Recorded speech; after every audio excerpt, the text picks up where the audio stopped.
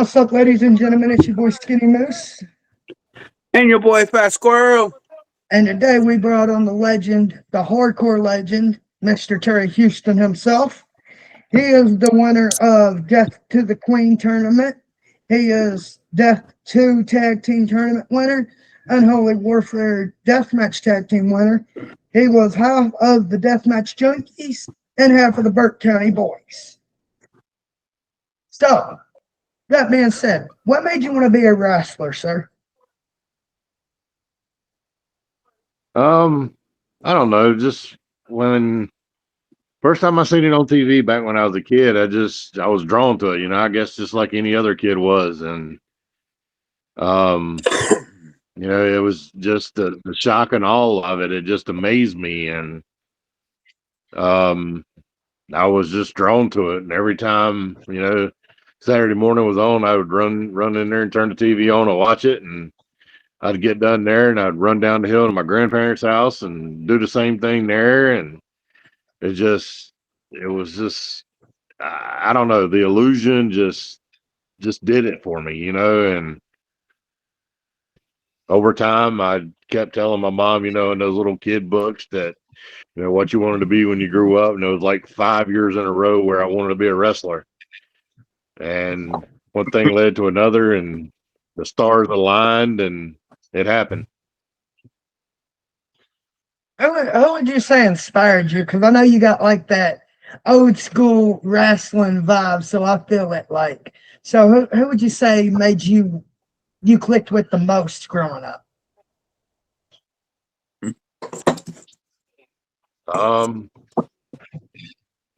Early on, back when I was drawn to it right out of the gate, like I said, the one that was my absolute favorites back then, and it has no correlation to anything I do now. Funny enough, is Ricky Steamboat. He was the one that lured me in and just did it. But there was over Ricky the time, Dragon it just Steamboat. it evolved into. That's right. Just over time, just it evolved into what Ric Flair did, and Wahoo and Dusty, and in the later years, the Mick Foleys and those guys, man, just they're not just one person in particular. Just I just watching and a little bit of this guy, a little bit of that guy, a little bit of this guy, and just trying to make it all work for me. I respect that. I respect that. I'm a 90s baby. So growing up, I was more connected to The Undertaker and the John Cena and the Triple H, Shawn Michaels type of vibe. And oh, God, I was the biggest Undertaker fan growing up. And when he hung it up and left his cloak and his boots in the ring, it killed me. I was so inspired by The Undertaker. I still am. I'm a big fan. And then being a kid and watching you wrestle and being in Milestone and doing a Carnage Cup and stuff. And then I was like, this is just, a big inspiration for me. And I wanted to wrestle, but I can't. I have permanent head damage. But yeah, I've always been inspired by your work. I've always loved what you do. You have entertained me. And when Brian's like, do you want to interview Terry Houston? And I'm like, do I want to? That's a stupid question. Go ahead and give me that interview. Let me interview Terry Houston. That would be an honor. So yes, sir. Would you speak on how close you and Coke 45 really was? Because I know you two was like super close.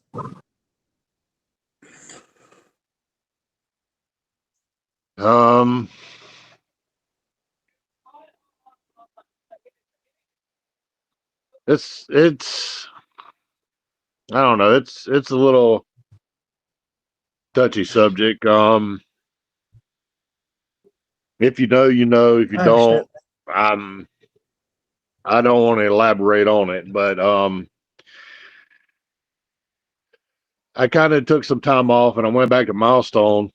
Well, I went to Milestone, not back to, but it was like the first time I'd ever been there, you know, and everybody there knew me. And Dantino basically, come to find out years later, and he told me flat out, he was like, I made this company for you like years ago, and you didn't come around, and you were gone, and you were trying to get out of it then, and I was, and here fucking 12 years later, 15 years later, I'm still in it. So that didn't work again.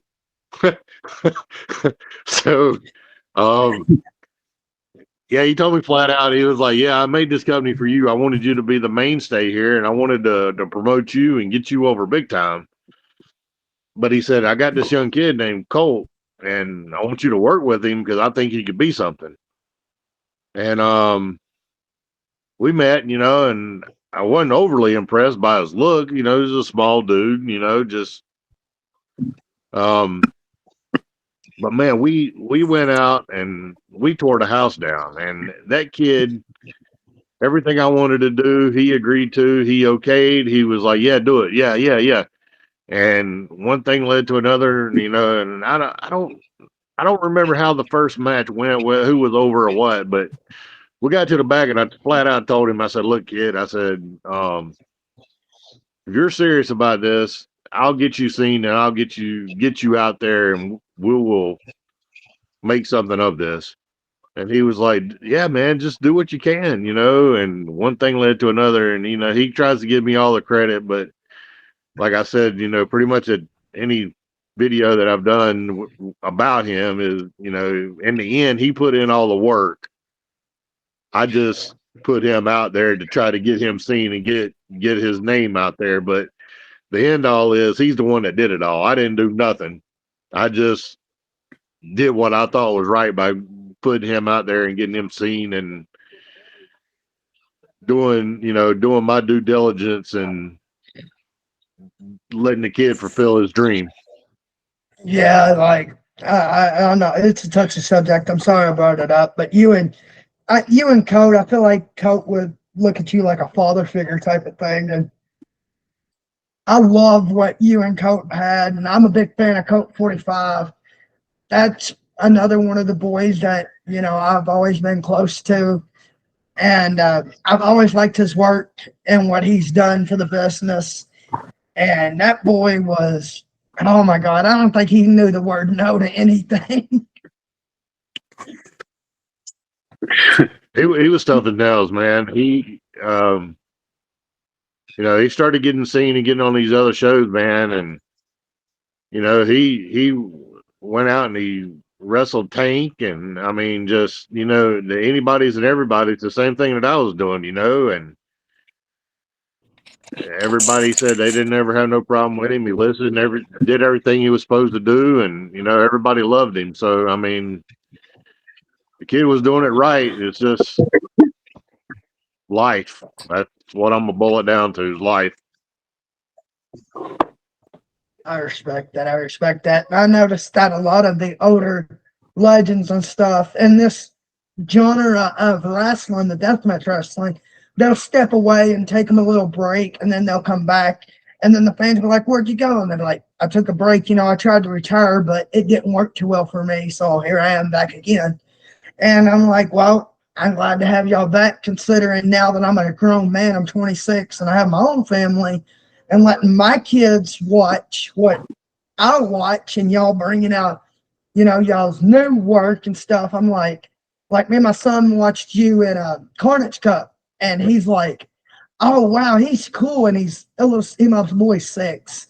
And I'm like, this is what I watch. This man is who I used to watch growing up. And, you know, all the legends, and he's just loves it. When he was younger, he wasn't really into wrestling, but as he's gotten older, oh my God, he's so into wrestling now. He wants to be a wrestler. And I'm like, what do you want to be when you get older? And he'll go, a wrestler. And I'm like, that makes me happy. I would love for you to be a wrestler. Brian does say whatever he gets, you know, of the age or whatever, to let him know. And if he still wants to be a wrestler, he'll bring him up and train him up. and everything. And I'm like, you gotta let Terry, if he's still wrestling here in about 6-7 years, you gotta let Terry train him too. That'd be great. That'd be a great inspiration. So can we? I Yeah, noticed that you stepped we away. typically don't. Go ahead, sir. Go ahead. Yeah. No, I was gonna say, we I typically just noticed. don't retire. We flounder around and in and out, in and out. But going to what you were going to ask there, I know where you were headed.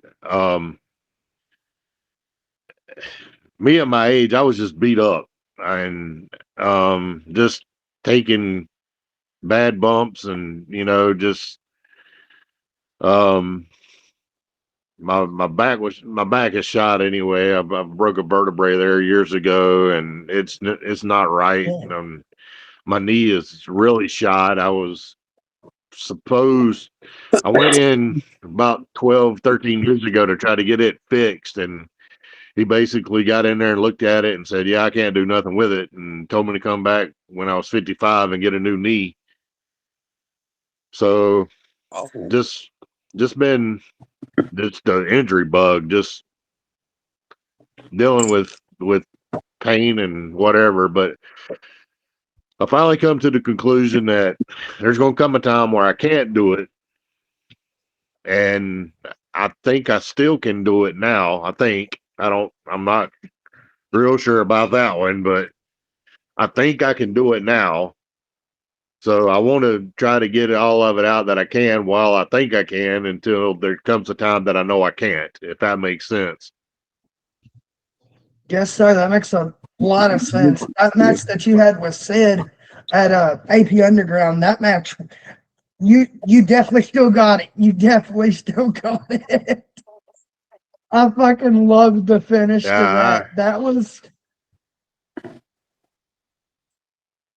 crazy. That I was loved something that else. match.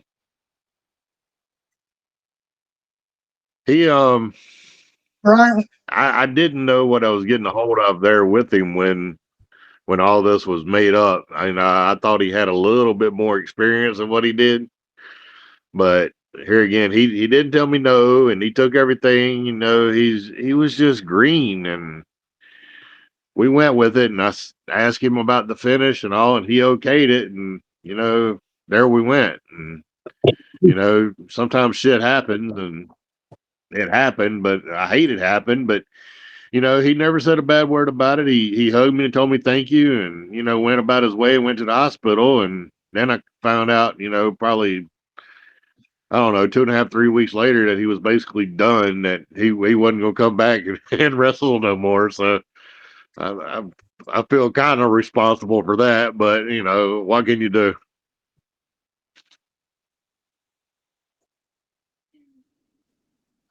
Brian was on my ass to watch that show. He's like, if you watch any match, you got to watch Terry Houston's match. And I'm like, okay, I'll check it out.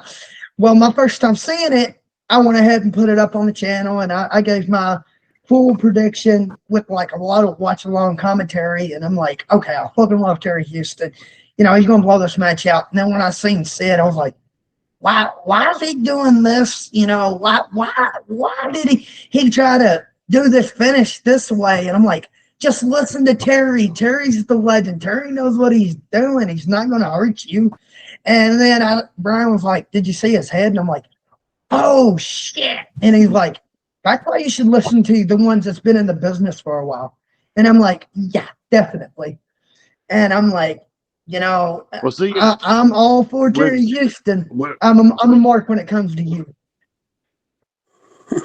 When we talked about it before the show, I had told him that at the bare minimum, put his hands behind his head to protect his head, because I knew it was either going to be a bad bump on the floor, and he was going to have to do something to protect the back of his head, because that's a pretty good fall. And the floor is hard, and if you don't tuck your chin and you're gonna basketball your head. Well, he didn't protect his head, and if he had had his hands back there, it would have been all right. It wouldn't have happened. Yeah, that's where he should have listened. I mean, you took plenty of hardcore bumps, and he should have automatically just threw his hands up like that or something, like protected his, Yeah, that's all head. it would have And took. I mean, his arms would have got cut up maybe and his hands, but I'd rather that than my skull. And, Yeah. that's a hard gym floor anyways. It's like a school gym floor. So them are hard. So yeah, you should have listened from the word Yeah, go. you And know I'm you're not trying to be following. mean to the man, but yeah, You I'm know not you're trying to be following mean to the man, probably but what 2 foot from the ring, and I'm almost 6 foot, so you're falling almost 7 foot and landing on the flat of your back. I mean, Fuck. and and as I going tell through glass at the everybody same with time. as I tell everybody with bumps, it's never the bump. It's the sudden stop. You know, Yeah. It's that sudden stop. It's that sudden stop. Once you make contact with whatever you're making contact with, you're gonna know it. That's like me that's whenever it. I I whenever mean, the I was follow's the easy part. that's the easy part. What comes out of it's the worst part. I mean, That's like it. Yeah, 100% every time. now every year when it snows, it's like a tradition ever since I was a kid. I fall on ice. I'm always determined to slip and fall and bust my ass on ice. And I'm like, that's the worst part is fucking not being able to, get my position. I know I'm gonna fall, but like trying to catch myself before I hit the ground. And I'm like, I can't, because when you slide, you don't know how you're gonna do it. If you're gonna go face first, back first, or what the hell to expect when you slide on black ice. So yes, sir. that that would be a good training, take them to like a skate ring or something. Yeah, Teach them 100%. Just roller skate. pull the rug out from underneath them.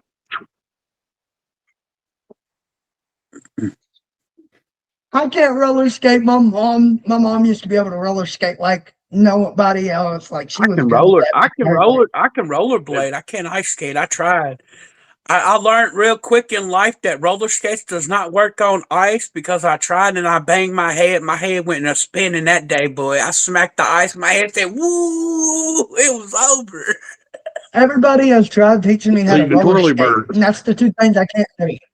Yeah, I hit What the ice. three? And the whole world said, like a I cannot helicopter. I roller said, skate, "Oh ice shit!" skate, or swim. I can skateboard like I used to be able to skateboard like no other, but my mom's tried teaching me, my aunts tried teaching me, and once I put on roller skates, as soon as I stand up, I'm going backwards. And I'm like, no, no, no, I ain't even gonna try it. And my wife was like, are you gonna teach the kids to roller skate? And I'm like, nope. If you know how, be my guest, but I'm not. I am 26. I have severe head damage. I have scoliosis. You ain't get me in no damn roller skates. Thank you, though. I'm not trying to bust my head open. I've done that once before. I ain't the one either. I ain't doing it. No way. just take her to a ice ring or a roller skating ring and put a carpet out, nut it up and rip it out. That's how I'm going to start training the hard way. That's it. When you probably first started, they didn't butter you up and love on you. They took it extreme to you, I bet. I don't know if you know this or not, but Big Donnie was the one that trained me. Oh shit! No, I never knew that. I had a tough road to hoe just starting out, man, and he made it fun. I say fun, but it was fun. But he brought it, man. He wanted the best, and man, I had everything to live up to, and he took months to work with me and this and that, and I showed up one day and he wasn't there, and he had just got married, and his wife was pregnant, and his wife had went into birth that week, and they ended up having a baby. And I was like, man, it just don't seem like it's been that long ago. And I forget the timeline. I'm going to say it was like 26 weeks or something. She had the kid at like 26 weeks. Oh, shit. And she lived, and Paige is good now. She's 27, and she was born in December, and I started it in October. So that's how I keep track of how long I've been in the business every year, is by her birthday. Oh, hell. Oh, yeah. But like I said, I started in October, and where they were training in Burke County, they had this old like 2-bay car garage, and one side of it was a ring, and the other side of it was the dressing room. And we made it to the end of the year. Now, keep in mind, like I said, I just started in October. October was my first match. We get to December, and Jeff Patton, the guy that run it, says, "All right, fellas, this is the last show we're going to have. We're not re-upping the building, so we're basically done." And I was like, "You're fucking kidding me! Now I'm stuck, and I don't have nowhere to go, and just barely in the business. I barely had my foot in the door." And there was a couple guys that stuck their neck out for me and got me down to Lenore, and it was on from there, man. Just that guy put me on. I was greener than grass. I'm not gonna lie. He put me on and got, we would work Friday night, Saturday nights, and then we would go Sunday to a guy that had a ring in a yard. And we would go out there for 5 or 6 hours. It'd be like 10 or 12 of us, and we would split up and run like a 6-on-6 tag team match. And we would go for like 2.5 hours and just work everybody, and that's how all of us young kids back then just got good. And shit, working 5 times a weekend, and then for 4 or 5 hours on Sunday, you didn't have no choice but to be good. That's the only thing you got. Yeah, that's how Squirrel he got. He keeps up with his parents' anniversary. He was born in October, and then they got married in December. Am I right? Yeah. That's how they keep up with their That's how I anniversary. keep up with how many years they've been married. I was born in October. They got married in December. I just turned 42 last year, and they would have been together. They would have been married 42 years. Yeah. And then when I was younger, and I slipped up and told Brian, I was like, I thought Big Donnie and Little Donnie was father and son, and he's like, no, they're brothers. And I'm like, well, I know that now as I grew up, but me being a kid, I thought they was father and son. So now that you're back, what are some promotions that you're looking forward to wrestling for, or want to wrestle for in 2026? Man, I don't care. I've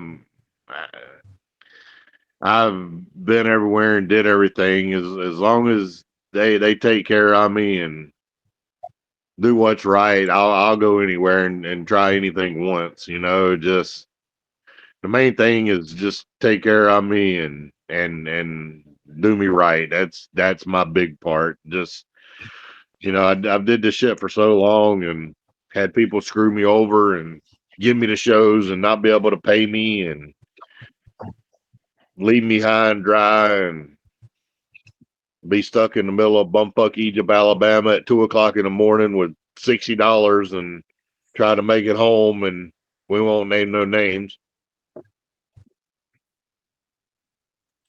Yeah.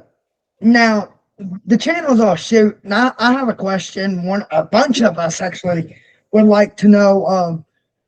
I want to know because I think it was you that had beef with Kevin at one time from Deep South. Would you mind to speak on that?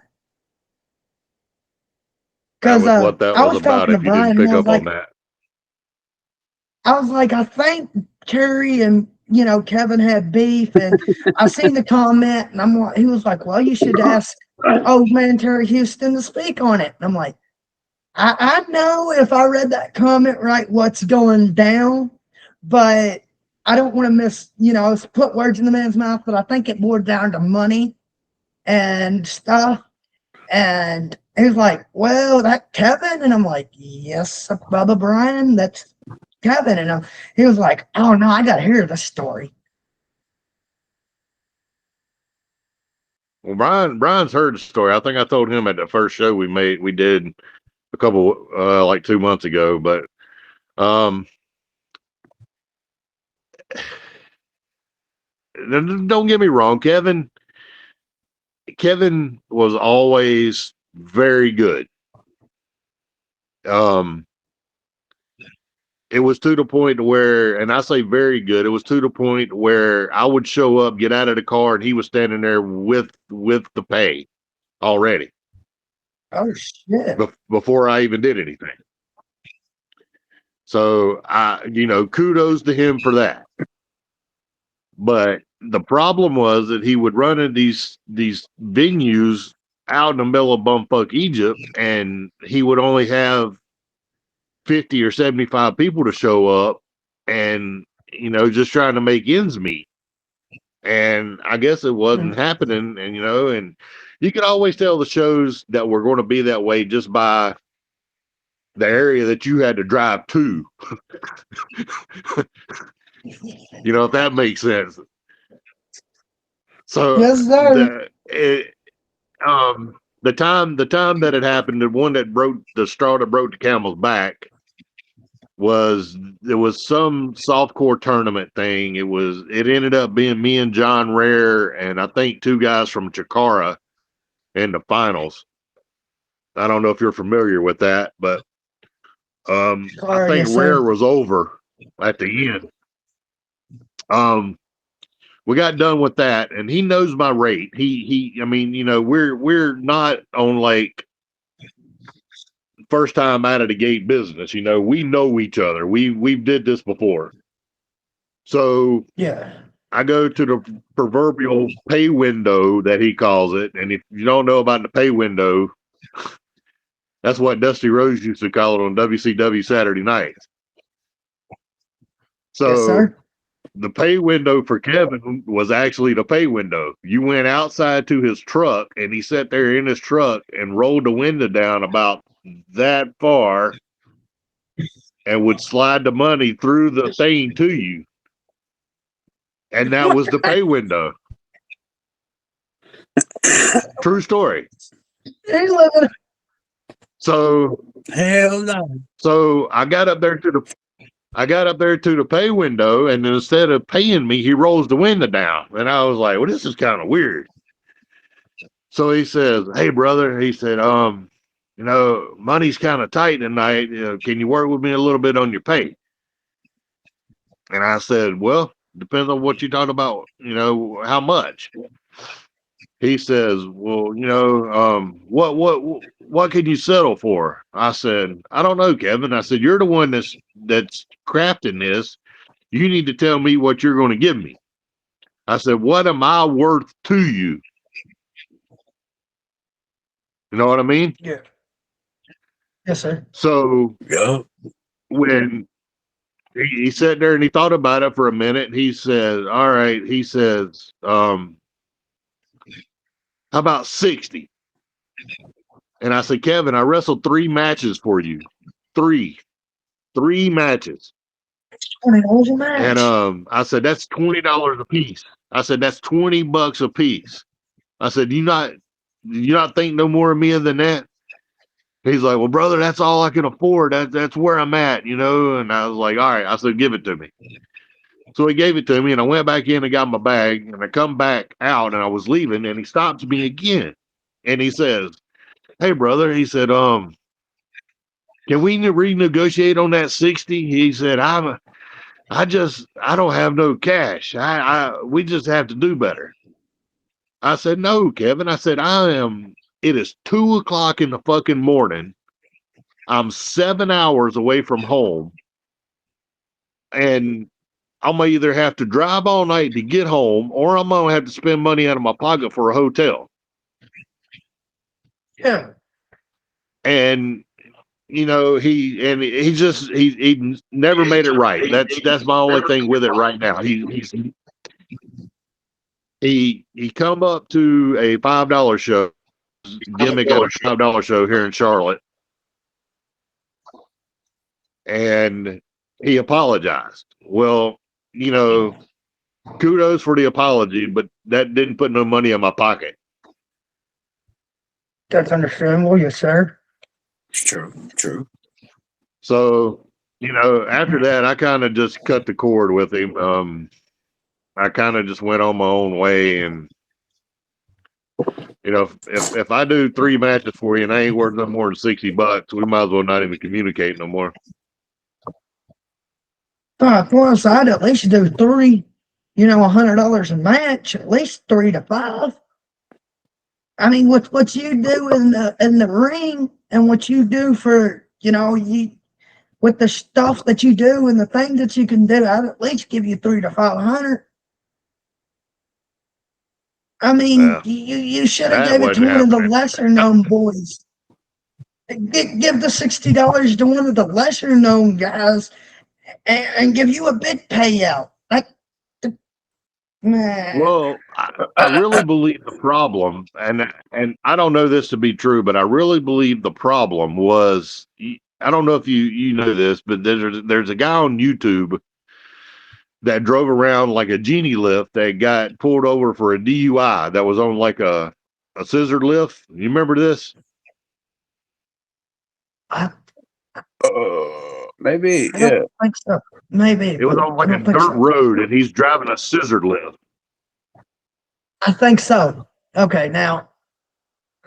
All right, so on the video, the cop pulled him over, and the cop would walk up there, and he was trying to get him off the lift, and every time he would reach up to try to get up the lift, the guy would jack the scissor lift up, and he couldn't ever do nothing with him. Yeah. So he finally just wrote him a ticket and gave him a DUI ticket. Well, Kevin found this idiot down there in Alabama, because he's from Alabama, and he brought him in to be the damn ring announcer. And I'm wanting to say the rumor was he paid him like $1,000 to $1,200 to come in to be the fucking ring announcer. What the fuck? That's crazy. And here I am getting shorted on my end. That's crazy. That's fucked up. That's just pure rumor, but that's just what I was told in the back during the show. So if Kevin was to ever make it right, would you participate in another Carnage Cup? I can't confirm or deny it. What's that? I respect that. If Kevin was to ever like pay you and make everything right with you, would you ever do another Carnage Cup? Yeah.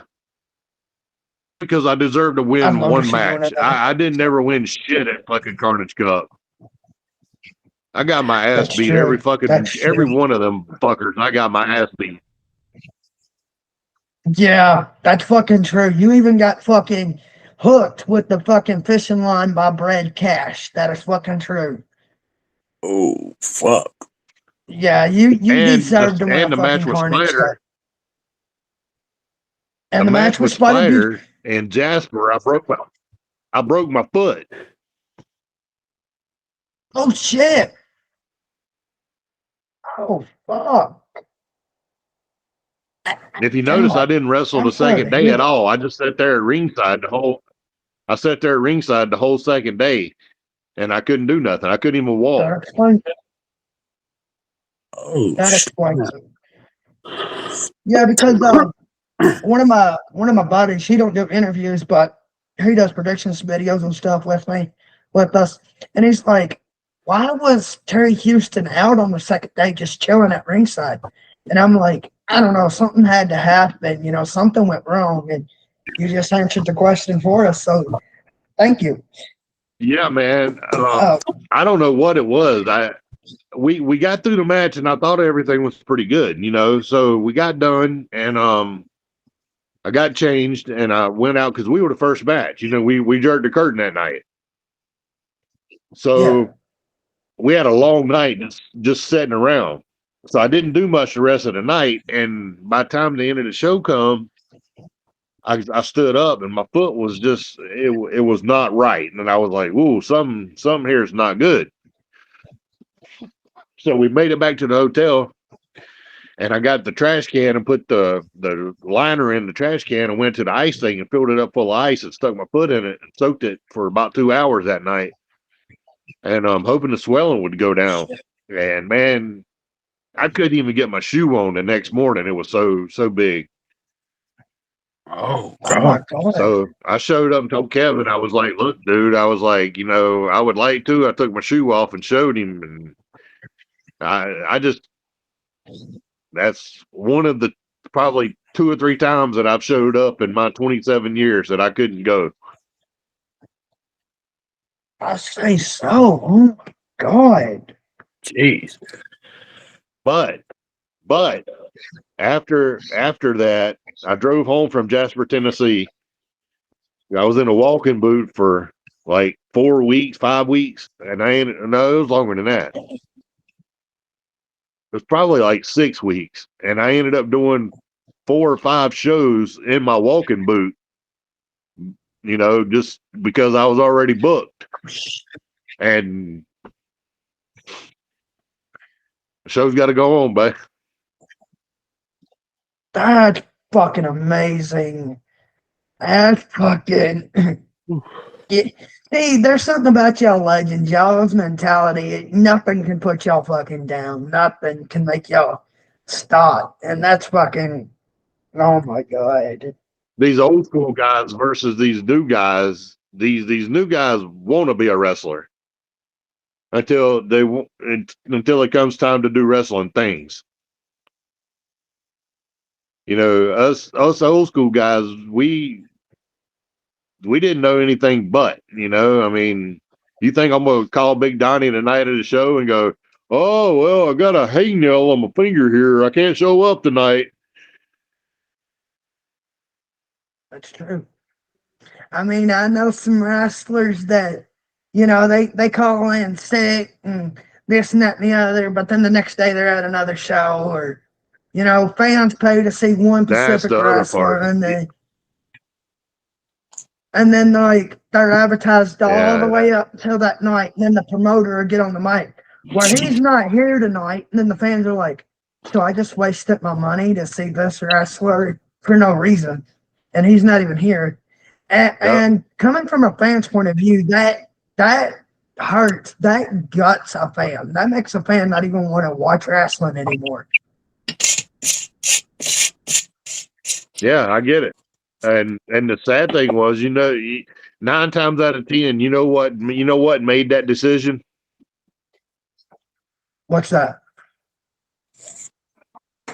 That some other promoter called him and said, hey, I'll give you $50 more if you come to my show. Well, I mean, we had that not too long ago. A wrestler was booked for one show, and somebody made a phone call and was like, "Hey, if you don't attend to this show, I'll pay you so much for another to not go to the show." And sure enough, he was paid not to go to it. And a lot of fans wasn't too pleased when they found out. And I'm like, that's some bullshit. And another thing I noticed, a lot of y'all legends are in it for us fans, and some of the newer guys are in it just for themselves or for the money.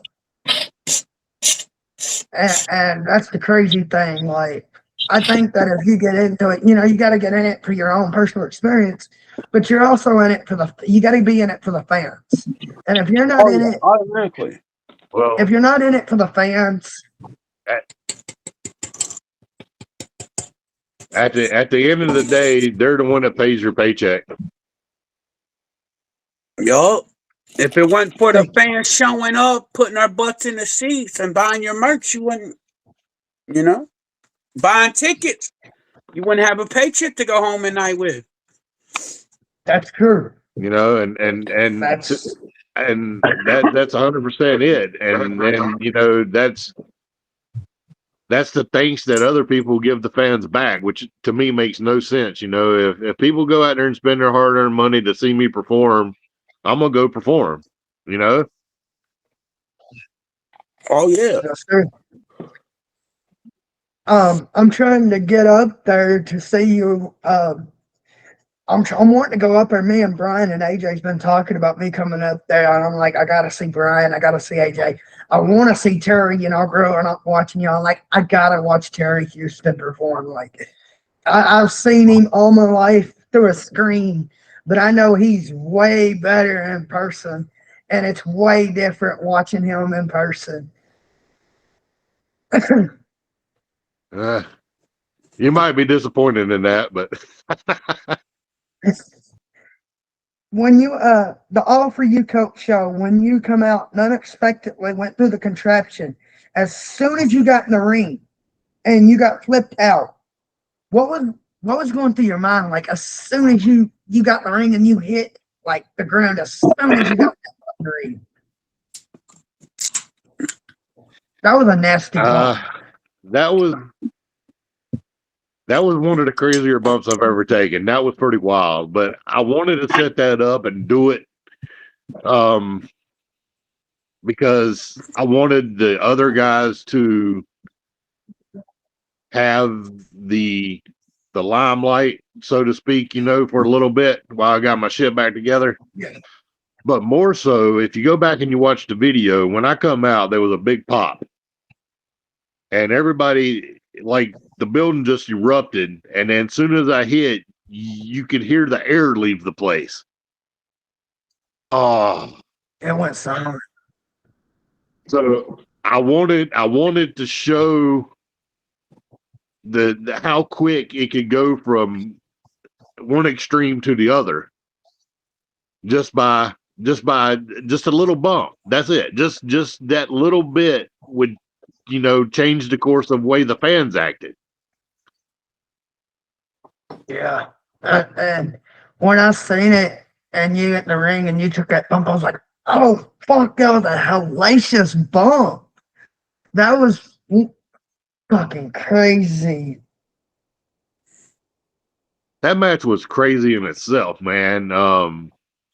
What's his name? When we did that necro set down there on the outside, he got up and he like did the barrel roll thing into us all. He rolled completely all over my knee, and I thought my whole leg was broke. And I had to battle back from that. Then Belton blindsided me with a chair. Belton hit me with a chair, didn't even see it coming, split me open the hard way. Oh fuck. Oh shit. Damn. What is your worst injury or that dude. As far as injury, I don't know. I've got hit with 3 chair shots that were on my head, and one took 12 stitches on the inside to pull it together and 12 stitches on the outside to hold it together. Oh. And then gee. the second one wasn't as bad, and then the third one, I've got pictures of the third one. I can send you pictures of it. But outside that, it was probably being burnt, and that's probably why I will not do anything with fire anymore. Fire just sucks. I don't want to be burned. I will do a lot of things, and fire is just not one of them right now. It's too uncontrollable, and I've been burnt, and it just sucks, and I don't want to go back down that road. Yeah, if you want to throw up pictures, send me pictures afterwards. I'll more than gladly put them in the interview when I'm editing the video. Let's see. About a year ago, December the 2nd of 2023, I was making coffee. I fell into the oven, but I didn't get burnt by the oven. The hot coffee come tumbling down on me, and I don't know if Brian's told you the story or not, but the way that it should have went, it should have burnt my head all the way down my back, but it didn't. It burnt my whole side, and it blistered me. I had borderline 3rd degree, 2nd degree burns. I have a big old pink spot on my ass now, purple spot. Yeah, I'm missing skin there. Like I was supposed to get skin drafted, but I didn't, and it was really bad and stuff. And it, you know, I made a post a while back. I was like, I'd rather be caught on fire than be cut, which I'm not one to really get stitches. I've had stitches in my knee. I've cut myself with hedge trimmers before in my knee. And I've always had an attraction with fire. I'm a pyro. And Squirrel would tell me, I'm always playing with fire, a lighter or something. He's like, will you chill your little pyro ass out? And I'm like, I have a fascination with fire. I don't know what it is. I've always had a thing with it, fire. And I know what fire can do. I know it's uncontrollable, but I've seen so many fires in my life and seen so much fire. My cousin up in New Jersey actually is a professional firefighter full time. When he was in Afghanistan, he was a firefighter over there fighting, Claymore fires and stuff. And I wanted to be a firefighter. And it don't bother me to go straight into a house with not knowing when it's on fire. I don't know. I just really attracted to fire. My wife's threatened to cut me, and I looked at her and I gave her a torch. I said, "Here, burn me. Don't fucking cut me." And she's like, she was playing, and I'm like, don't say it, do it. Burn me. I don't give a fuck. And I've called squirrels like she's starting to cut 100% on the other side of that. You can cut me, poke me, stab me, do what you want to do all day long. Just don't set me on fire. The squirrel's like, well, let her cut you. I'm like, hell no, I'm not you. I'd rather her burn me. The squirrel's like, you pyromaniac ass motherfucker. And I'm like, I like fire. Fire don't bother me none. It really don't. I don't know what it is, but I'm just not. I don't know. I'm just attracted to fire for some reason. I always have been ever since I was a little kid. I like the way that fire works and, how mysterious. And I've seen trailer fires and, they can, mobile homes can catch fire from front to back and burn down in less than 7 minutes. Fire comes out different colors and what you can do with fire. I don't know. I've never been about getting stitched and stapled and glued together, even though I've cut myself a million times. They ain't nobody stapling shit of mine together. I had that problem with a doctor one time in the ER. He brought the stapler in and laid it down. I said, "What is that?" He said, "That's what I'm going to use to staple your head shut with." I said, "If you touch that, I'm taking it from you and stapling your mouth shut with it." Oh shit. I've never seen an actual sergeant staple gun thing. I've seen a staple gun, but I've never seen a real one that doctors and stuff use. Ain't no way. One of my friends, here's she the just real had a grab like the skin on your head right there, and see how much meat's there, and then think of where that staple's going to go. Oh fuck, that hurt. Oh, that fucking hurt. There ain't no way, man. And then you got to go back to get the some bitches taken hell out. No. Oh hell no. Oh. No fucking way. One of my friends, she had a kidney transplant. She's been stapled back shut. And I'm like, nope, take that off of my screen, please. Yeah, I cannot deal with staples. It's just nasty. I've seen, stitches, and my mom, she had C-sections and stuff, and my mother-in-law has C-sections and stuff, and I know some people that's actually had staples, and I'm like, no, I do not see me getting, metal staples in my body. Like, no, I'm sorry. Like maybe from a stapler, but not from a professional. Yeah, not having it. I don't even see how they can put staples in and then pull them out without ripping the body right back open. That's just. My sister is a CNA, and she does with that. And I made the joke one time, she got her CNA license and everything. And I'm like, you know what your brother does? And she's like, no. I was like, I work with professional deathmatch wrestlers. I was like, they get messed up, they go to the hospital, they can go to you. And she's like, really, Bob? And I'm like, yeah, you're a nurse. I'm a podcaster. I work with these guys. And she didn't find it too funny, but I find it funny to this day. I message her all the time, and I'm like, has any of my wrestlers come in? And she's like, will you quit? I'm like, well, you're a CNA, and you're going in for your RN license or whatever license you're getting. So, I have never been in the nursing field. I have a strong stomach, but I don't think I could sit there and stick somebody up or whatever. Like, I can watch it, but as far as me being the one to do it, I'm going to get sick. I'm going to get sick. That is true.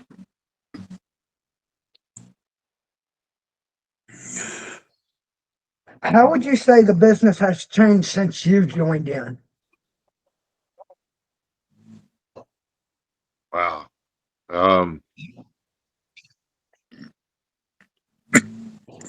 So you're talking 27 years now. So you got to think about that first. Okay. 27 years. So, it is light years different. It's hard to even put into words. It's in the end, it's still all about the fans putting asses in seats, which is kind of why Come to Business has turned, because the old school hip toss, arm drag, body slam just wasn't doing it no more. And yes, sir. It's just the people's appeal needed to be bigger towards towards a bigger. I don't know what I'm trying to say here. Like the work needed to be better to keep people's attention. If you know what I mean. You can go to a show and you can see 10 different matches with people body slamming people and arm dragging people, and you go, well, damn, I've already seen this happen 10 times a night. But you go to a deathmatch show, you're gonna see one guy go through 2 panes of glass at the end for the finish. You know what I mean?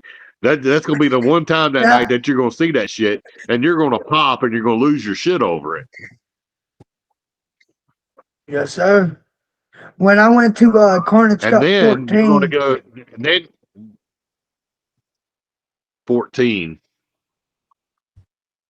That was the second time at the campground, right? McKenzie, Tennessee. Yes, sir. Yeah. It was Cato versus Neil Diamond Cutter, and this was my first deathmatch experience. I've been to wrestling shows, but never a deathmatch. And before I went, Brian's like, "You're gonna let Kevin pop your deathmatch cherry?" And I'm like, "Yeah." So I was sitting there, and a light tube, broke, and it went up in the air and spiraled and landed straight in the ground. And I'm like, holy shit, that was cool. And I'm glad nobody was sitting there, because that would have went in somebody's head. But yeah, it's a totally different experience than what I was expecting. Like seeing Satu Jan almost get his nipple cut off. That was, it's something that death matches are something that, you never know what to prepare yourself for. And one thing that I like to tell everybody, all the fans, and my wife included, is you can't look away in a death match, because the first time you look away, you're going to miss something. You always got to watch. You got to keep your eyes on the match, or you're going to miss something. When I try to explain to people what it is, I say it's like watching a live action horror movie. True. That's true. I mean, we're going to write the script, and every script's going to be different, but but it's going to be just a live action horror movie. You know, you're going to be in shock and awe, and you're going to go, well, damn, that was fucking cool. That's my exact words. That's my exact words. And I go live sometimes, or I'll meet somebody. Like my landlord's a prime example. He's like, "What do you do for work?" And I'm like, "I'm a podcaster for Deathmatch Wrestlers." And he goes, "Wrestling?" I'm like, "Deathmatch Wrestling." He's like, "What the fuck is that?" And I'm like, "They use light tubes, gusset plates, anything they can get their hands on." He's like, "Oh, interesting." And I'm like, "ECW, but way more extreme. Anything that you can think of, it has been used. I mean, anything. Kitchen sinks, dildos, fucking fire, barbed wire, anything, razor wire. It's been incorporated into a match. Somehow, somewhere, it's been in a match." VCRs. It's yours. I was watching a match last night, bro, on YouTube. I don't remember who it was, but old dude got rocked with a VCR. Old dude picked up the VCR and said, "Wham!" He got rocked. I was like, "Oh, snap." That was 10, I think. Go ahead. It was the Carnage Cup 10 you wrestled Spider Boudreaux. Yeah, that night they would the little gimmick thing in the night was a blowfish that was on the end of a fishing like a little kitty fishing pole, and it was stuffed, and that was the damnedest thing I ever seen, man. They were twirling that thing around, smashing each other with it, and I was like, "There ain't no fucking way, man." But it was literally like a stuffed blowfish.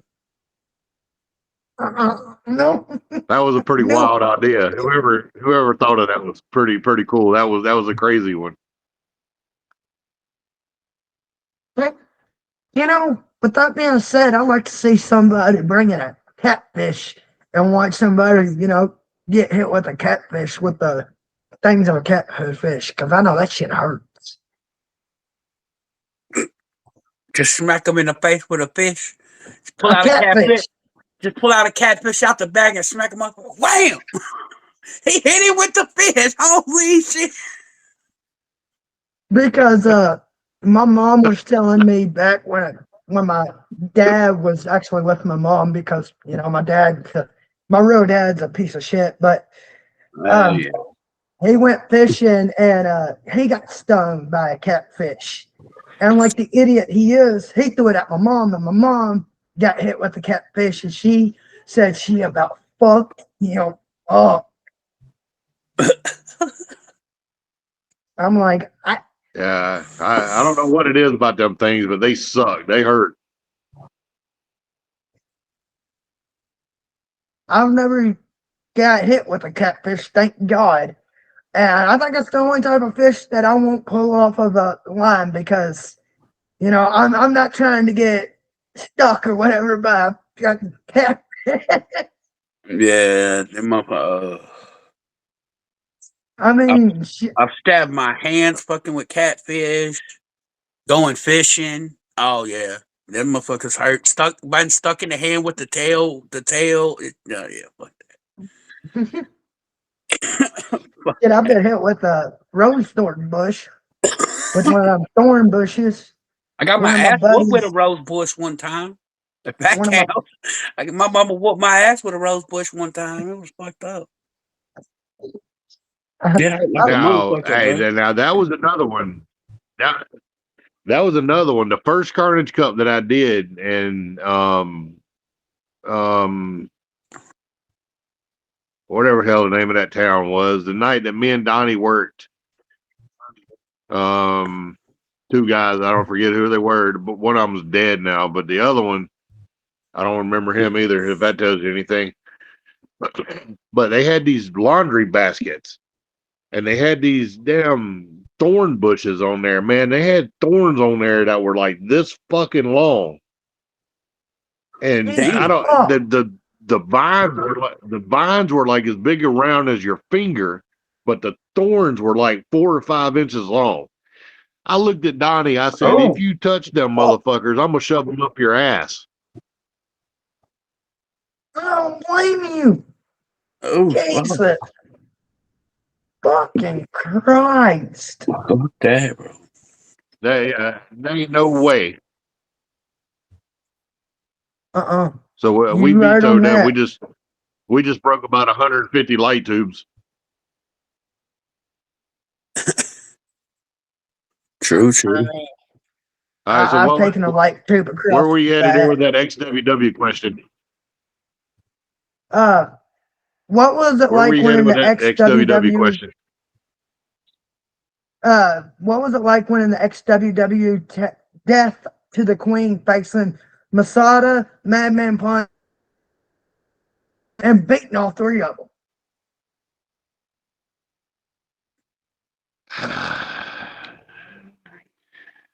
That probably took 5 years off my life. That shit was fucking crazy. You want the whole story?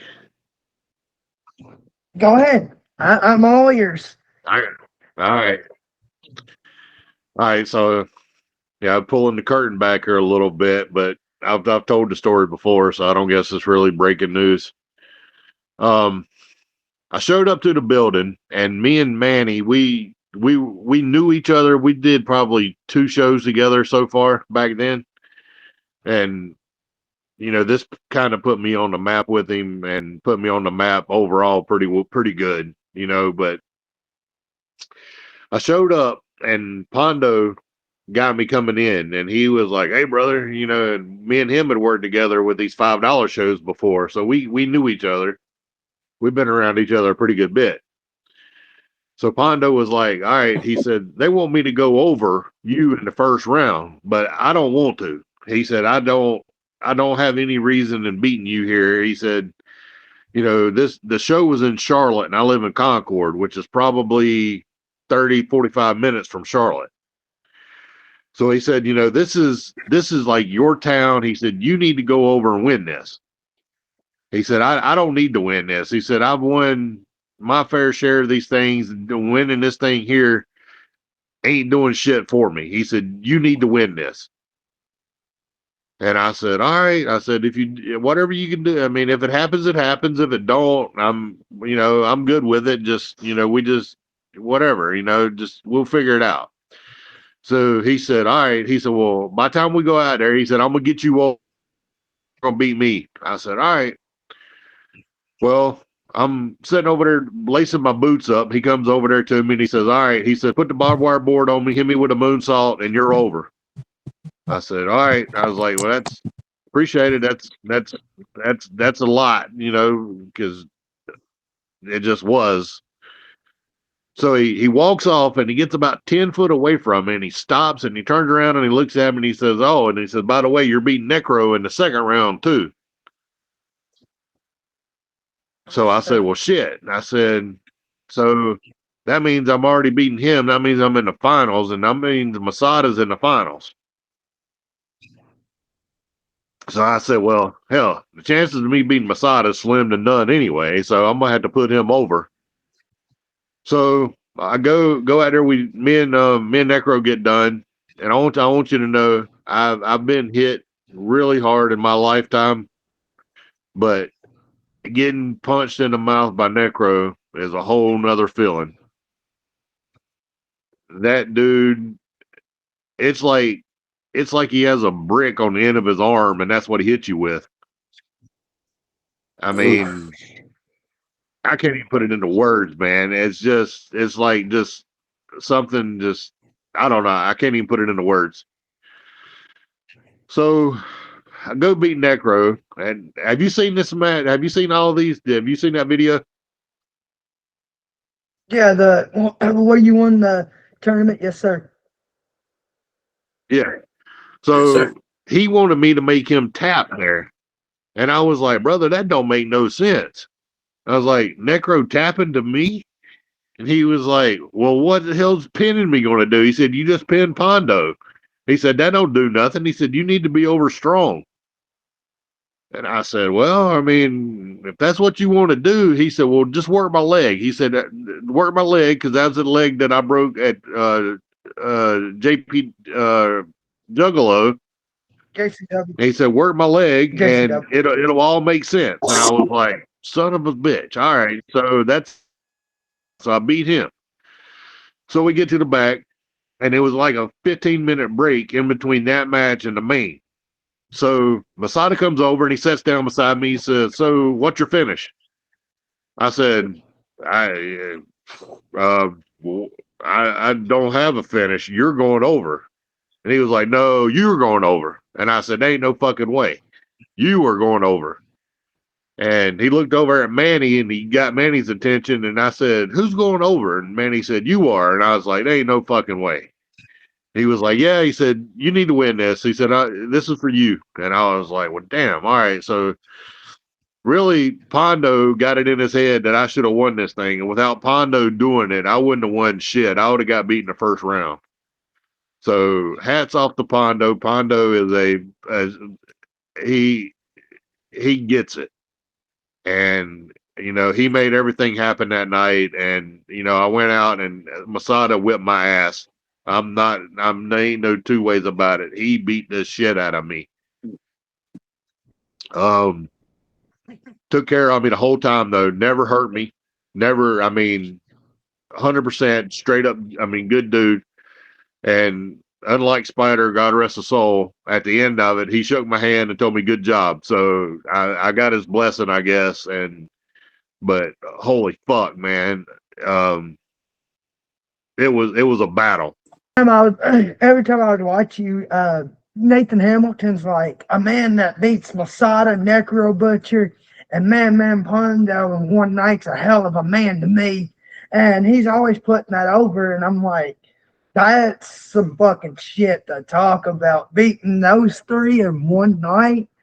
And I enjoyed that tournament. I enjoyed watching you. I still enjoy watching you. So, yeah, that's a hell of a match. I'm pretty certain that nobody else in the world can say that. So I'm gonna hang my hat on that. That's a pretty special to me. But like I said, if it wasn't for Pondo, none of that would have happened. Pondo pulled the strings and made this happen. So kudos to him. And without him, it wouldn't have been possible. And considering I've had all four of y'all now, and what I know, to my knowledge, ain't nobody's beat all three of them in one tournament. So that's something to fucking hang your hat on, definitely. Yeah. The first person the ones that rode me when I got back that night. Who's that?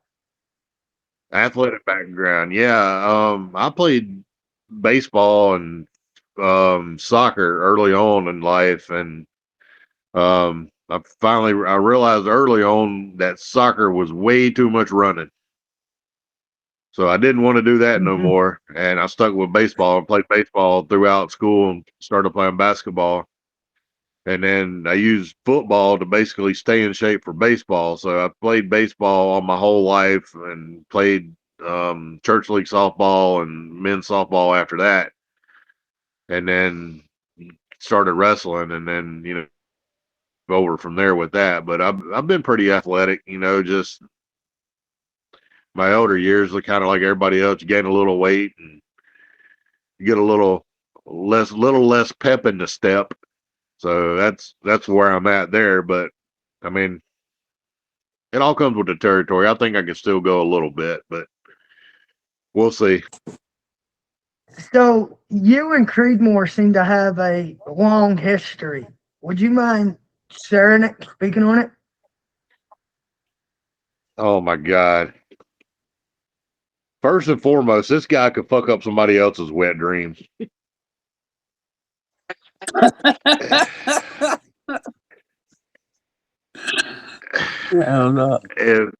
My God, dude. I've took more abuse from this fucker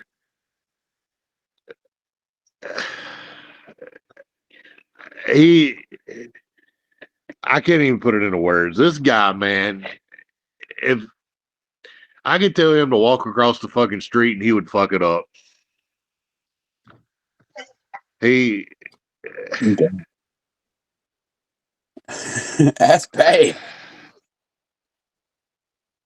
There was times at Milestone where I would tell him before the match. I'd be like, dude, look, we got to take time. We got to build this fucking contraption, and you build a little bit, me build a little bit. We got to get there to the end, and then you're going to take it.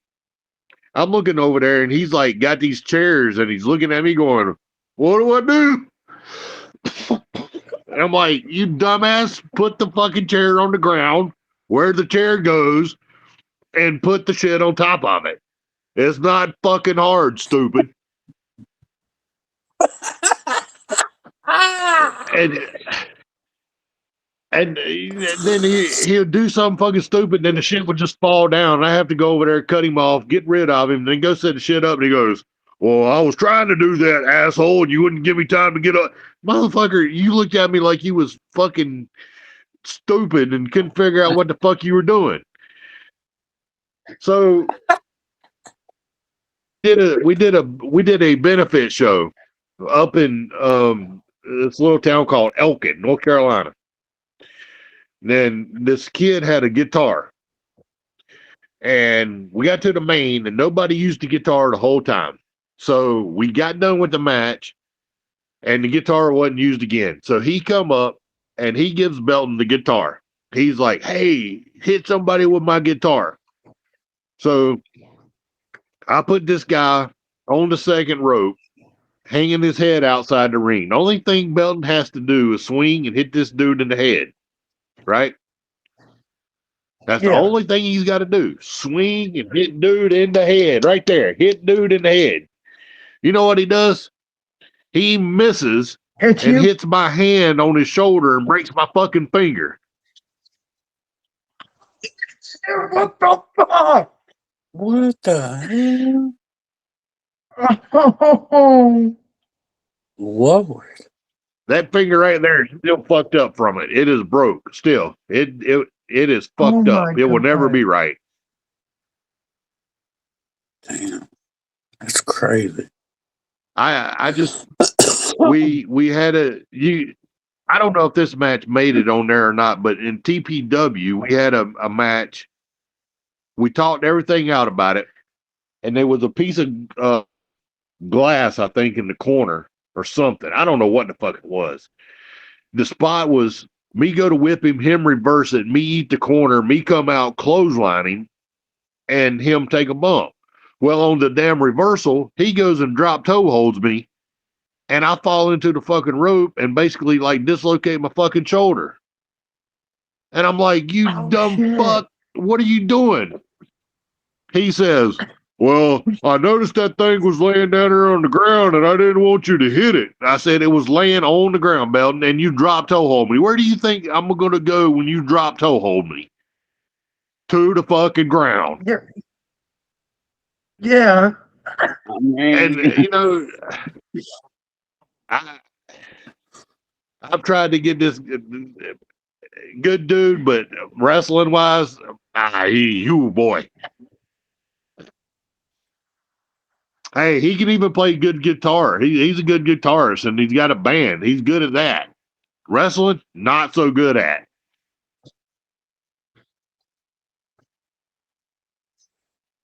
Crazy. Damn. I've watched a lot of Creedmoor, and every time I watch him, I love laughing at his work. I mean, I like what he does, but I don't know. I didn't know if it was like him, his wrestling, or if he was just trying to incorporate something funny into his gimmick or what. But when I think about it and I see him out there and I watch matches with him, it looks like he's just a fucking Neanderthal in the middle of a wrestling match, and he just don't know what to fucking do. He's just standing there going, okay, do I hit this dude now or what do I do? Whoa, what's this guy doing? And I just lose my shit, man. It's just funny. I got one match over in TPW. The bell rings and he's just standing there. He's just standing there, and the other guy's waiting. I'm guessing they talked about it, and he was Creedmoor was supposed to attack him first. I can't fucking remember who it was, but Creedmoor just stands there, and they're just standing there looking at each other like a standoff, and you can hear the other guy saying, "Come on!" And he throws his hands out, and Creedmoor just froze. I'm like, what are we doing here? Like, what's going on here? Hell no. Like I said, good dude. Good dude. Not good dude wrestling. I mean, damn, he's done broke your finger, dislocated your shoulder. I'm sure there's other shit too. He's fucked me up more times than I fucked him up. His biggest claim to me was he come into the night one time. He come into the show complaining about he had a toothache, and I fucking hit him in the mouth and knocked that tooth out. And he wanted to bitch about it. I was like, dude, I just saved you a fucking trip to the dentist. I mean, true. that's true. I mean, you can't get mad about that. I mean, shit. Terry saved you money. He saved you time. He obviously saved you pain from the dentist. And if he's like me and he has paranormal issues, because I've had a bad past with dentist. You know, I'd rather just somebody fucking knock it out. I gotta go to the dentist tomorrow. I got to play wrestling with my wife one night. She knocked out my fucking front tooth and broke it off. I still have half of it, but I got to go to the dentist and whatever the hell they're gonna do. And I have I'm paranoid. Like I have I can't think of the damn word, but I don't like dentists. You have a phobia of dentists. Yeah, like Squirrel said, I have a big ass phobia when it comes to dentists. That and spiders. Other than that, I can deal with anything. I can deal with snakes. I can deal with clowns. I can deal with anything. But if you really want to get, since I brought up clowns, I keep trying to tell him when he's yours for Christmas, I'm gonna buy him a big old tarantula for Christmas. my 3 phobias, and I ain't gonna lie, is porcelain dolls, porcelain dolls, spiders, and dentist. My mama, she used to have all these porcelain dolls in this one room. You bastard! And she told me one time, she said, don't open this door. Nobody goes in there. She said, all my babies are in there. Well, me being a kid, I was like, Mama, you're too old to have kids, you know, you're too old. She said, I got my babies in here. I got my babies in here. Well, me being a kid, you know what they say, curiosity killed the cat. So I peep open the door and I'm looking, and all I seen was these fucking porcelain dolls looking back at me. I slammed that door real quick. My mom was behind me. She's like, I told you. And she'd get it out. She was pressing it. Like, my mama goes, what's wrong, honey? And I'm like, no. And she's like, are you scared of it? His name's Anthony. And I'm like, you and Anthony and my sister, y'all can all go on somewhere with that. My damn sister would grab it and like, Mama, I'm dressing this thing. And I'm like, no, you're not. No, you're not. No, you're not. Keep that thing away from me. And I'll go ahead and give you a hell of a laugh. So have you seen Terrifier 3? No. Well, when Terrifier 3 first dropped, and you know, I'm sitting there and I'm watching it with my wife at home in my old house, and I used to live by some train tracks. And I'm watching it, and I grabbed my 9mm because I have a 9mm G3 Taurus, and it's loaded with Full Metal Jackets.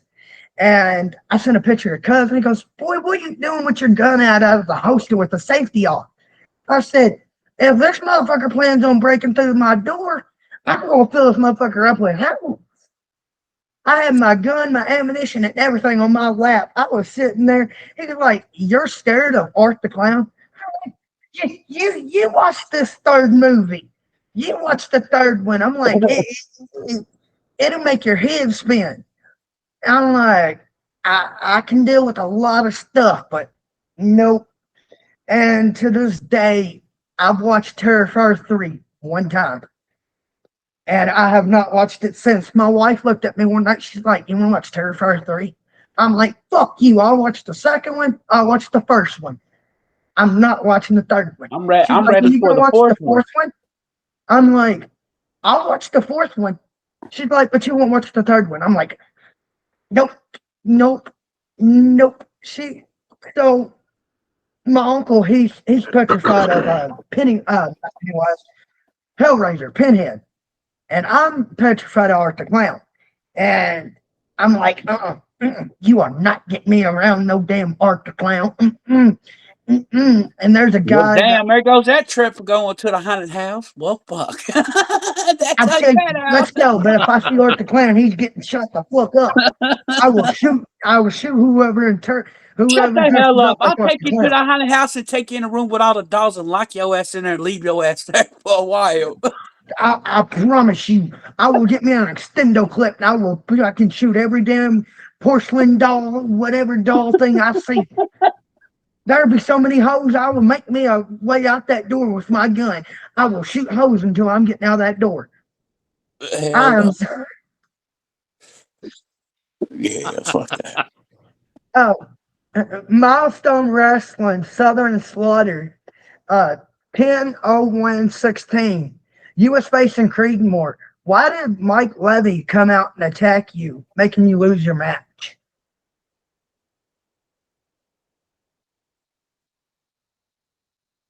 Man.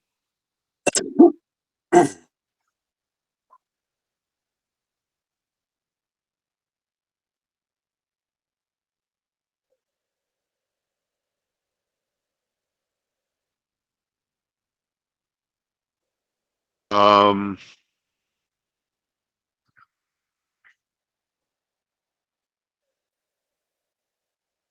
I think it had something to do with me being in line to win the Smash Mouth title back, and they needed Belton to go on in that tournament or something, and they didn't want me to lose clean to him. I believe. We need Tara And you had to Houston to scrape the write his own archives for that fucking one. I book. don't even remember that. Oh yeah, You had to dig when I deep do for an that. interview, I try to do like extensive research and go as deep and as hard as I could. And Brian and AJ's like, "You don't give yourself enough credit, kid." And I'm like, "Am I supposed to?" And Brian's like, "Yeah, you're supposed to. Like, you're one of the best ones to talk to do interviews for the business." But shit, they tell me that too, and I And, tell them I'm just an average guy. I ain't, everybody throws this legend word around, and I ain't no part of a legend. I'm just a guy trying to do things I like to do and entertain some fans. And the legends Yeah. are the pondos and the necros and those guys, but I am nowhere in that classification. I know I'm getting ready to piss Brian off because he watches the interviews, but I, I don't know what it is. Like, I just want to share my stories and hear the wrestlers' stories and, hear their experiences and let them be safe and not judge them and hear what they went through and actually listen to them. And, a lot of interviewers are like, well, we're going to talk about what I want to talk about. We're going to hear what I want to hear. And I'm like, I want to hear what y'all went through, what made y'all where y'all are today, how y'all got here, because y'all just didn't put y'all's body on the line and then 10 years later, oh, well, I'm this and I'm that. You actually went through hell and back to be where you're at now. Is there anyone you would like to call out Yeah, for a match? 100%. Um, it's kind of funny. There's one in the works already. and I think it's going to happen in June. I don't want to give it away yet, but it'll be a banger for sure. It'll be the first time me and him did anything together, so it'll be something. Ooh. I'm trying to get Jimmy up at H2O to do something, and I can't get him down here to save my life. Chono. Pondo? Yeah. I know what you're talking about. Aw, I know he's probably going to shoot me He's for bought saying I it. don't know how many times.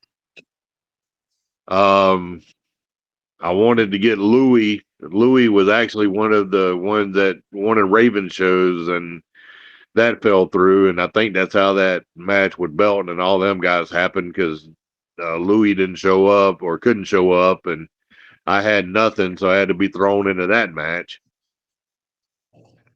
Man, I don't know.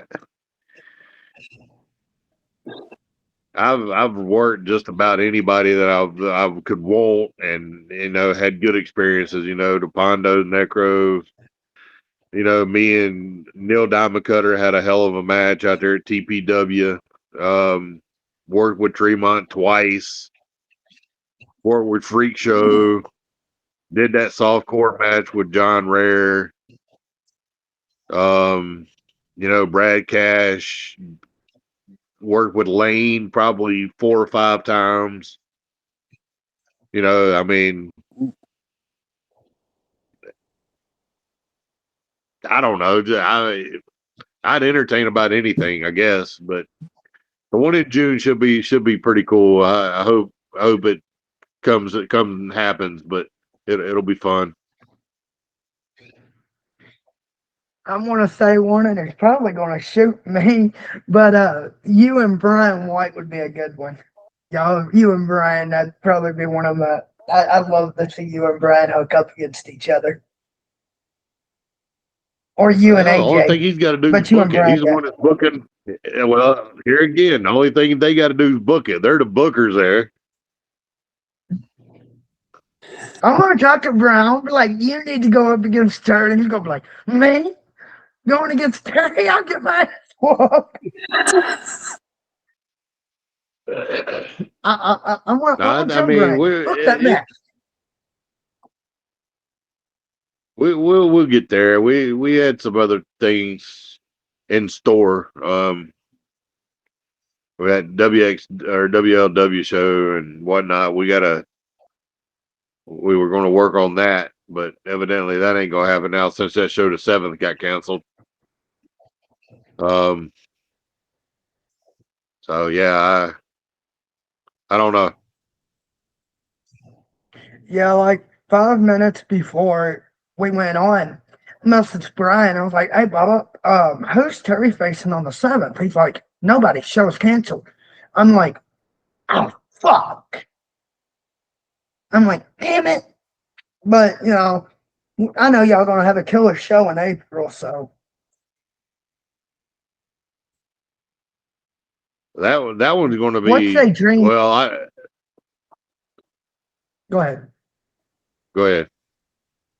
I was going to say that I show got in a April. really bad lag. It's at that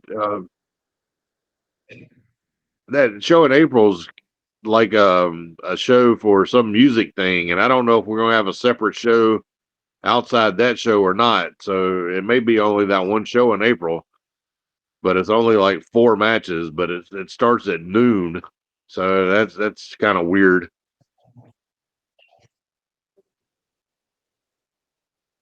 I wonder what's going on there. I ain't even seen that card yet. I may not even be on that card. I don't know. He didn't make my match yet anyway. Let's see. January, February, March, April. Okay. So you right after March.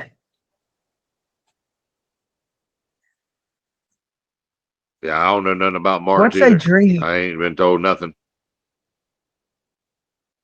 I don't even think Dream match. we're planned out for March.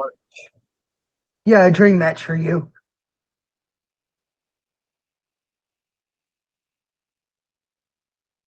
Any type of match stipulation, any opponent live, passed away, anything that you would personally want to do if you had the chance.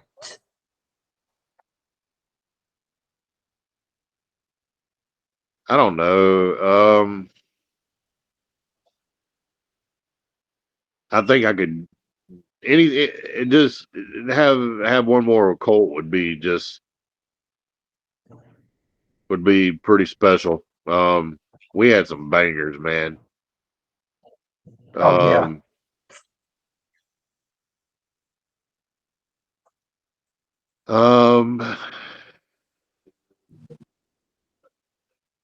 Like I said, I don't know, man. It's hard because I've wrestled so many names. I mean, there's really not much left out there. I mean, unless you get really crazy, like say like Kasai or like fucking Mick Foley or something. But none of that shit would ever happen. But I mean, we could even go back to the '80s and like throw Bruiser Brody in there, and I'd let him wear me out. But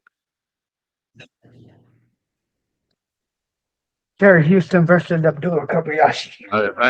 if I could do it all, if I could go right now and anybody in the world again and have any match, just give me Necro and like a no rope barbed wire match and just give us 30 minutes and let us go, and I think we could make magic.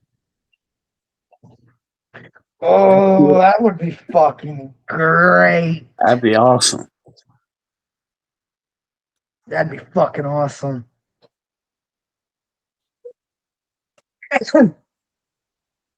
So you've been in the ring with a lot of heavy hitters.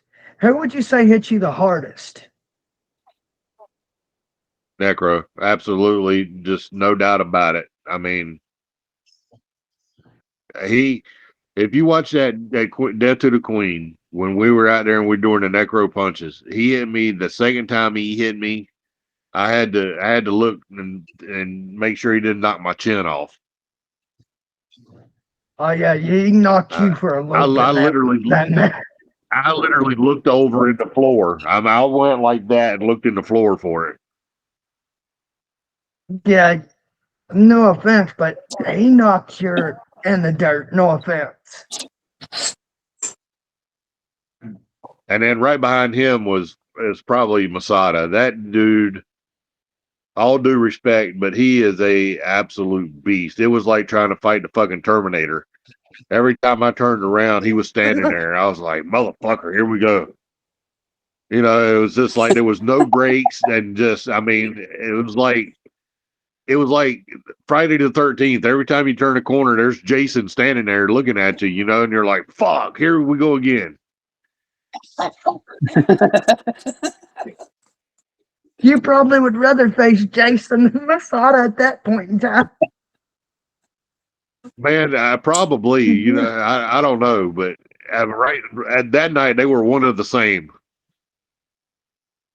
Oh God, you got your fucking world rocked all in one night. Or it was the easiest one was Pondo, but if you watch the end of that match with Pondo, he didn't tell me shit about putting me in the tree of woe and putting those light tubes on me and throwing the fucking sledgehammer at me. He didn't talk about any of that shit. He just fucking did it after the fucking match was over with. I was like, you asshole. I was wondering what the hell was going on with that. He was like, just follow me, kid. Just go up here and tie me to the tree of woe. Then he put the fucking chair in front of me. And then he put the fucking tubes there. And I was like, what the fuck's this? And then I heard boom crash. And I was like, you motherfucker.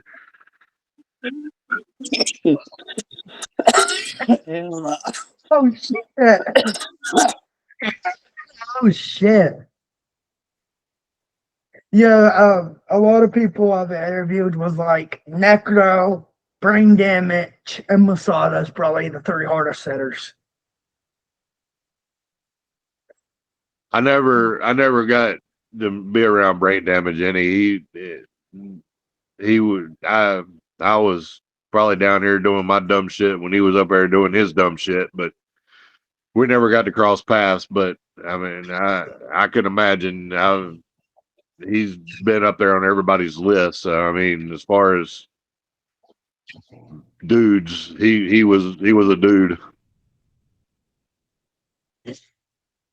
Definitely. What was it like when you and Coke 45 won the milestone tag team deathmatch tournament?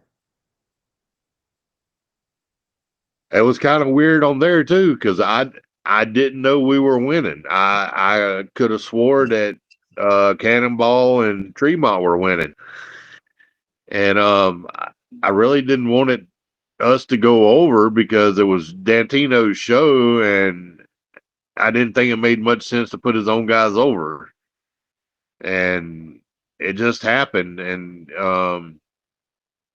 that whole show was kind of crazy. Cole got cut pretty good in the second round, I think. That's why he was wearing that head garb. He got cut like on the side of the temple up there. And then in the first round match, we had that Type A death match. Well, as soon as the bell rang, like 30 seconds into it, Insane Lane was doing something with Colt, and he turned around and like back spin fist me and hit me on my neck with the glove with the glass on it. And I was like, holy fuck. And I grabbed my neck, dude, and I looked at it, and I didn't have no blood. And I looked at it again, and it was still like nothing. And I still don't know how him backfisting me and pulling his fist around like that didn't cut me. But I survived and made it. But, you know, just that and having Colt having to deal with that cut that he had, and we made things work. But like I said, I had to do all over again. I don't think we should have won.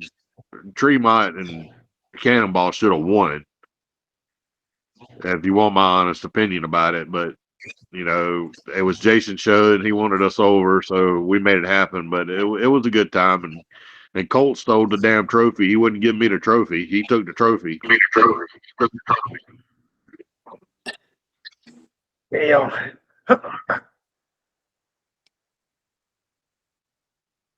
So that was all fine and good. So when Colt won Raven's first gimmick thing, when whatever Raven called it, Unholy Warfare, he won the first one, and then Raven told me that I was going to win the second one. I said, well, whatever you do, you got to make my trophy like 2 inches taller than Colt's. That way I can always tell him that my trophy was bigger than his. So he made that promise to me, and he made my trophy like 2 inches taller than what Colt's was. Hell yeah. So I always rubbed that in on him that my trophy was bigger than his.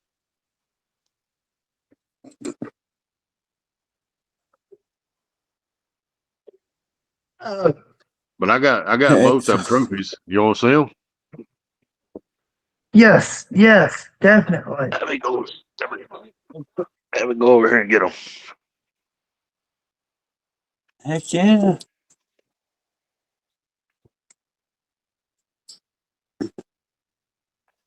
Oh, that's up now, right? You just leave it there dry.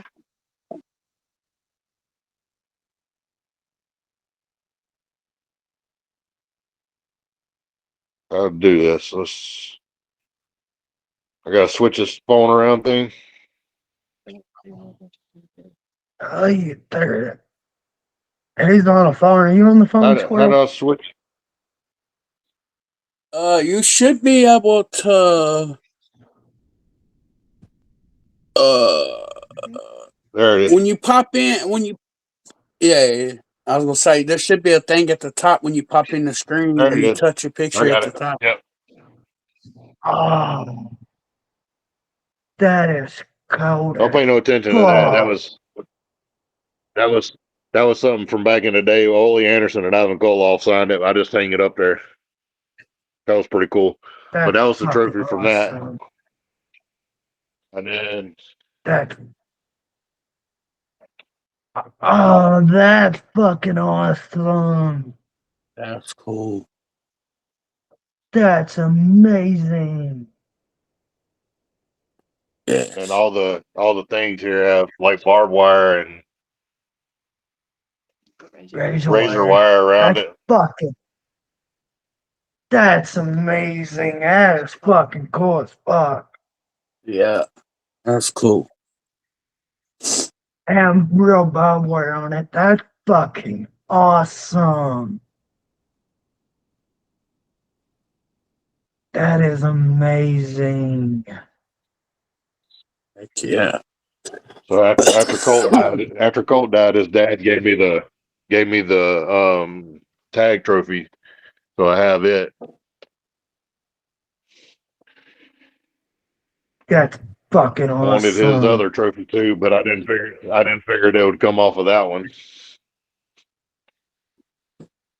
That's fucking awesome.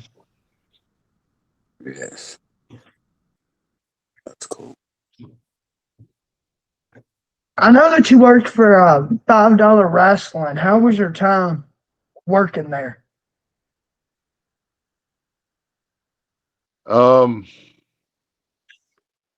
It was different.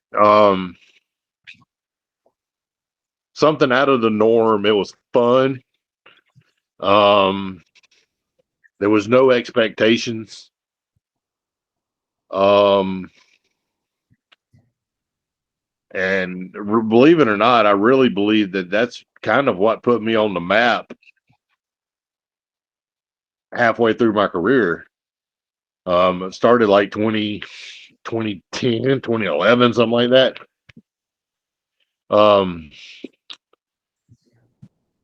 Big Donnie needed me to come and told me to show up, and showed up, and it just snowballed, and it just caught on, and man, it was the hottest thing out there for 3 or 4 or 5 years.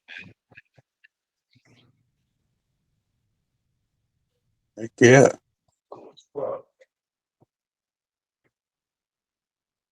So what's your mindset? Some of those guys Go ahead. some of those guys didn't have a lot of skills. And some of those guys' dreams was to become a wrestler and be a wrestler. And Jake kind of gave them a platform for them to do their thing. And like Freight Train wouldn't hurt a fly, and he's the nicest guy you'd ever come across. But he is a big dude and just a big baby, but he's a draw. Everybody likes him, everybody loves him. And I mean, he wrestled fucking Eugene, and he wrestled Pondo, and wrestled he wrestled all kinds of damn superstars. So I mean, he's doing something right. Yeah, that's true. Heck yeah.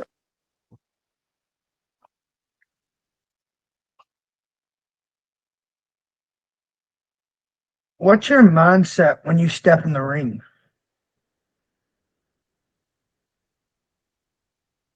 I don't have one. I just don't want to die. That's a damn good answer. That's a damn good answer. That's not good for business, even though it is called a death match. I don't know. As long as I can go out and make it make sense, and give somebody the wherewithal to say, man, that guy did a good job. That's all I want. I mean, I know they spent their money to see something, and I can't control what everybody else does, but I can control what I do and what I can make happen. And if they're pleased with me, then I can't I mean, I'm good with it.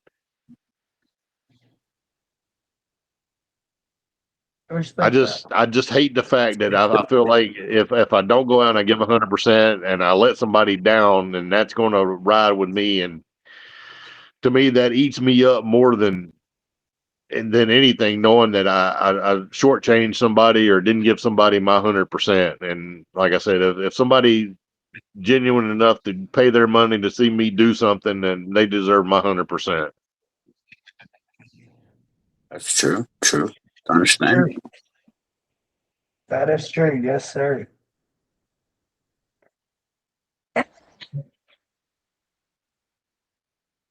So, do you prefer the fans to be close to you, like Carnage Cup was, or do you prefer them to be like behind the guardrail, like not as close to you? I like them up close and personal. I like them to be there.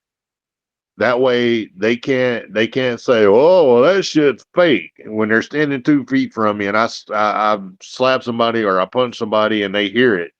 They know that shit's real. Yes, sir. You Yes, know, sir. That's one if of the they're biggest 15, 20 things. foot, if they're 15, 20 foot away from me, they might not see it or hear it. You know, but if I'm standing 2 feet from them and I chop them across the chest or I punch them in the face, they're going to hear it. If I headbutt them, they're going to hear our heads hit. True. That's true. That is fucking 100% true. That's one thing that bothers me about And people that don't really like wrestling. As they're so quick to judge, they're like wrestling's if you fake. watch more times than not, I try to take it to the fans and I leave the ring as often as I can just for that fucking reason, because I want to show them. I want to get up close and personal to them.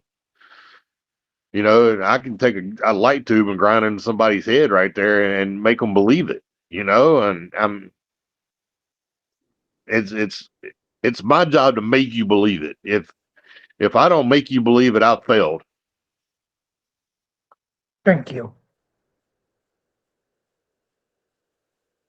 I took a light tube and I did it for the wrestlers, but kind of something I thought that would be nice to be given back, but also to teach people that these weapons ain't gimmicked. Like, they're not fake, they're all real.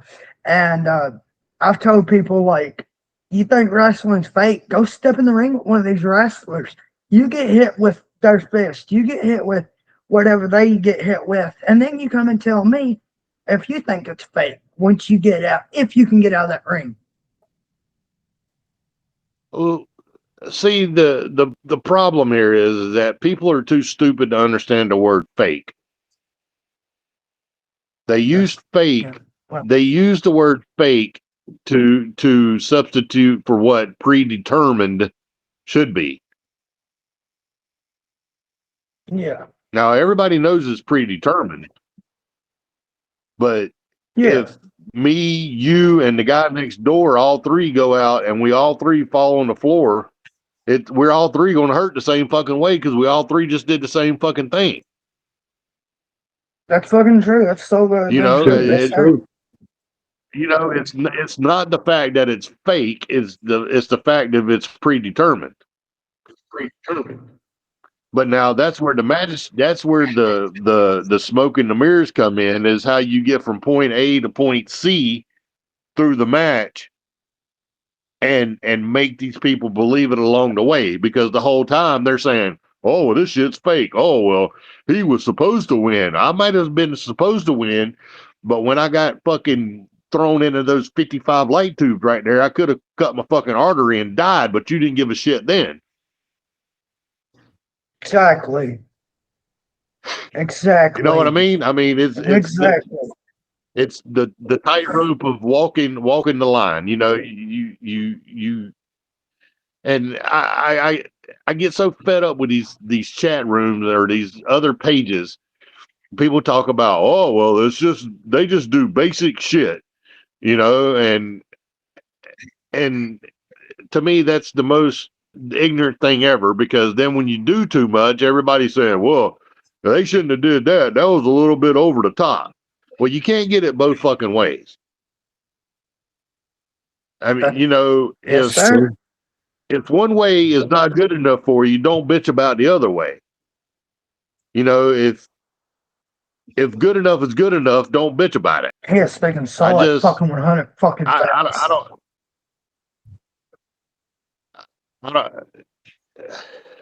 I could go on for days, man. It's just people are never satisfied. It's always, well, you could have did more. You should have did that. Should have did this. You know. At the end of the day, I'm the one doing it. You don't like it, don't fucking watch me. I don't give a fuck. Exactly. You got enough fans that are fucking like your work and that, you know, will make up for that one motherfucker that don't like you. It's true. I mean, I try. You know, I'm fucking 40, almost 49 years old now. So, and the rims of, you know, these guys that are doing this shit at that age, they ain't many. You know, maybe what, me, Pondo, and Necro. You, Pondo, Necro, Toby Klein, and if I'm not mistaken, Masada, y'all four are like, you know, the ones that, you Masada's know, right a up there. decent Yeah, age and stuff. yeah. So, you know, so it's you know, you don't stay in this shit and do this long if you're not worth a fuck. You know what I mean? The Yeah. system, and they'll get rid of you. Yep. Like Brandon Kurt said, if you're in the business for yourself, then you know the wrestlers who's in it for the fans will eventually figure out, and they'll weed you out like you're nothing, like they don't even give a shit. So yeah, I understand where you're coming from, That's it. and you know a lot of people like the one thing that pisses me off is when motherfuckers are like, "Oh well, wrestling scripted," and I look at them and I'm like, "What about the news that you watch? What about your favorite TV show? What about your favorite movie? All that shit scripted." Yep. But you're telling me that Well, the one that wrestling's gets scripted, me, so you don't like wrestling? well, the one that gets me is the ones with the whole deathmatch deal. Well, deathmatch isn't wrestling. Well, it is. Ooh, You know, it's just like a different genre of a movie. You know, you might go and you might watch a comedy show, or you might watch a horror movie. You know, it's just the yeah. same as wrestling. You might watch a conventional wrestling match, or you might watch a lucha match, or you might watch a death match. But at the end of the day, it's in a fucking ring and it's wrestling. Mm-hmm. That's it. Yep. Facts. You know, and two, you know, there's some people that, you know, may hate horror movies. You know, so guess what though? They don't watch horror movies. If you don't like deathmatch wrestling, then don't watch deathmatch wrestling. Yeah, but don't shit on it because you know because that's somebody Don't else's shit on it just profession. because you don't like it. Thank you, thank you. You just took the word Exactly. right out of my mouth. Yes, sir. Yes, sir. 100. Yes, sir. So, will you speak on cracking little Donnie with a Kindle stick as soon as he walked out of the entrance?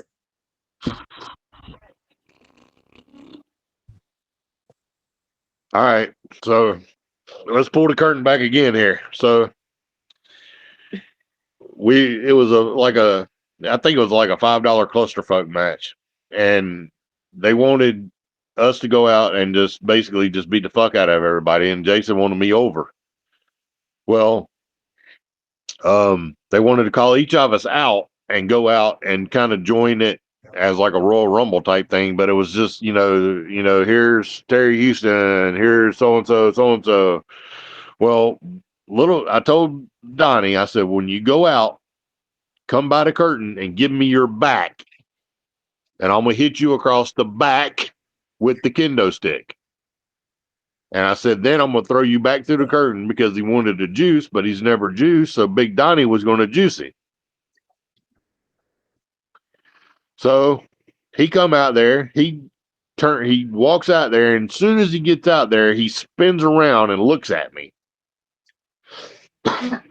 Watch it on tape. You can watch him. He comes out and he gives me his back for like a tenth of a second and then turns right into it. The only thing he had to do was look away from me. And he turned and he ate it. I mean, I was already in mid swing and I wasn't going to hold up just because he started turning. So I grabbed him and threw him back through the curtain and I yelled at him. I said, "Big Donnie, I made your job pretty easy, though. You shouldn't have to do much." But sure enough, man, I hit him right there. It like V'd it. I mean, it was like a V, like 2 inches long on each side of it. And he ended up getting like 12 stitches in it, like six on each of them. I mean, he poured. He bled buckets. Oh shit. Right. Totally unintentional, but he didn't listen. Yeah. Yes, sir. And my last question is, did you have fun and did you enjoy? Of course. Yeah. Yeah. We can do it again sometime. You need somebody to come by and just kick the shit with you. Just let me know. I can come hang out and I can, do whatever. Thank you, sir. Thank you, sir, for Thank your you, time. sir. Thank you for your time. Thank you for everything, problem. Mr. Terry. You have a good rest of your night, sir. Yeah, Good, I You have ain't a good did night, much, sir. but I appreciate it. Welcome.